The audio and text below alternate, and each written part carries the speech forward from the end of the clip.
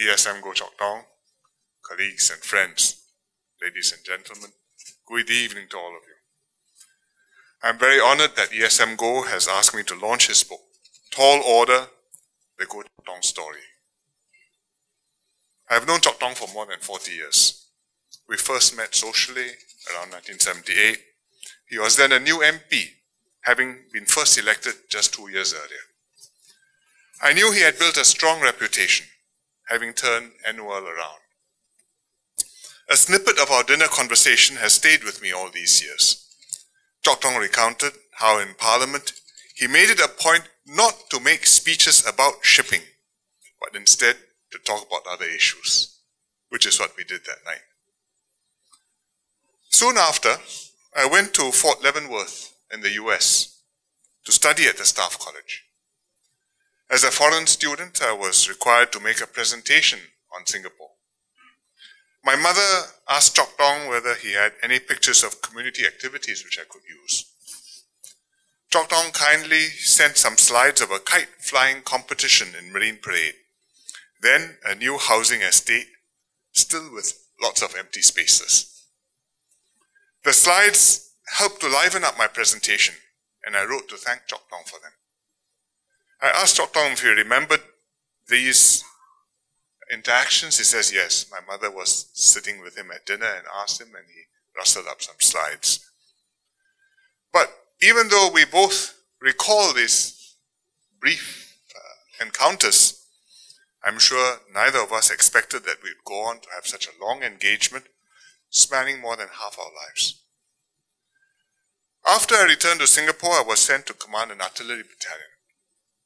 A few months later, Chok Tong was appointed Second Defence Minister, and one of his familiarization visits, I'm not sure and still don't know whether it was by chance, was to my unit, the 23rd Battalion of the Singapore Artillery. We did a field demonstration for him and showed off a little artillery calculator which we were developing. Chok Tong and I worked more closely after I was posted to the General Staff in 1981. MINDEF would hold headquarters meetings every Monday morning to discuss the many issues involved in running and growing the SAF. Planning for budget and manpower, building up new capabilities, raising the three services and getting them to work together. Chok Tong chaired these meetings after he took over as Defence Minister in 1982. He didn't have a background in defence matters, but he brought a clear and open mind to bear on the issues.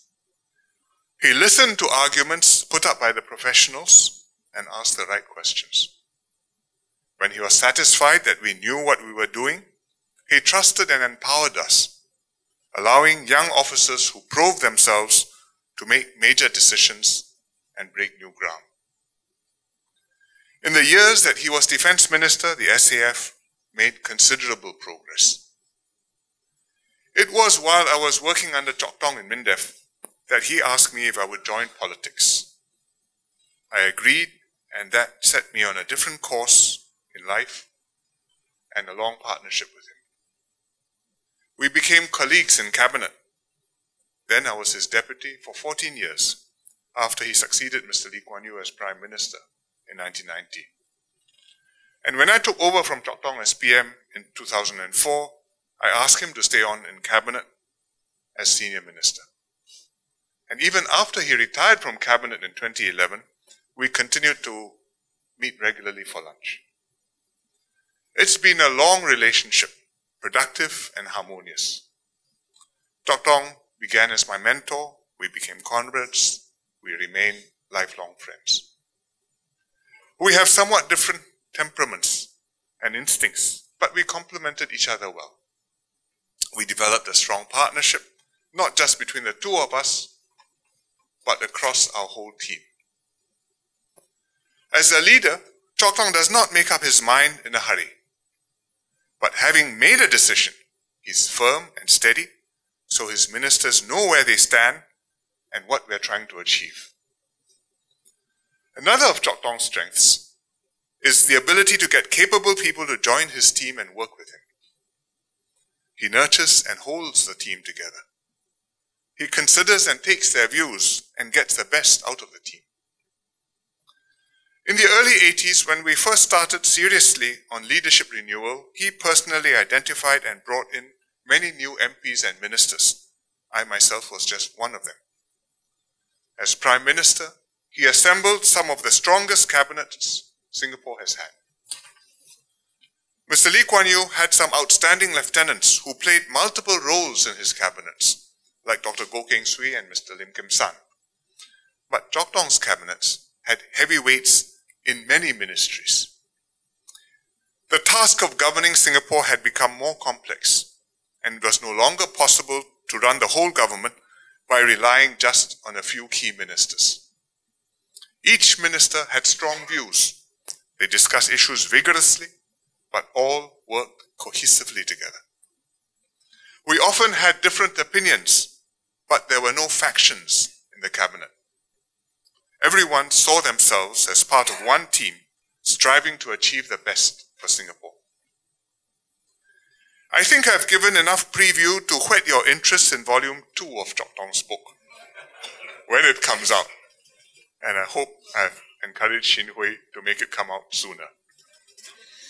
Volume 1 covers the significant episodes in Chok Tong's life, from his childhood years to his career in the civil service and the private sector, his entry into politics and his eventual succession as Prime Minister. Through this volume, Singaporeans, especially the younger ones, will discover the human being behind Chok Tong's public persona. Readers will understand how the personal hardships he experienced shaped his worldview and character and imbued him with a strong sense of duty and service. The stories he tells are relatable, not least because they describe the journey of many Singaporeans of his generation, men and women who resolved to improve life for themselves and their families, seized the opportunities that opened up as the country progressed, and, having succeeded, gave back to Singapore. This book is particularly timely as one major theme in it is leadership self-renewal.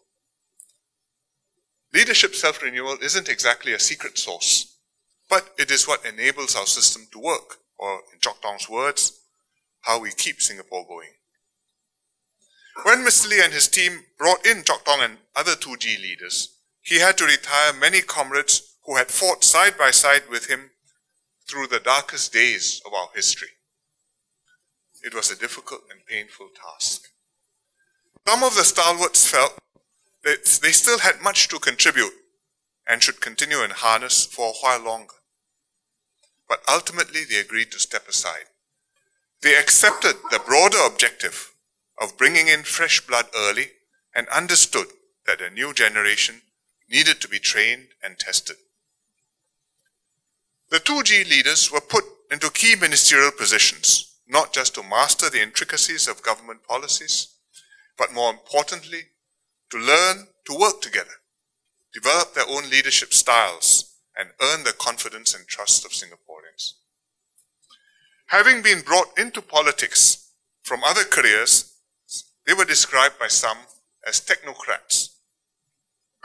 And many, including some members of the old guard, doubted whether they had fire in their belly and the political charisma to mobilize the nation. It was not easy to fill the shoes of our founding fathers, who loomed larger than life in the hearts and minds of Singaporeans. And it was particularly daunting for Chok Tong or anyone else who had to succeed Mr. Lee Kuan Yew.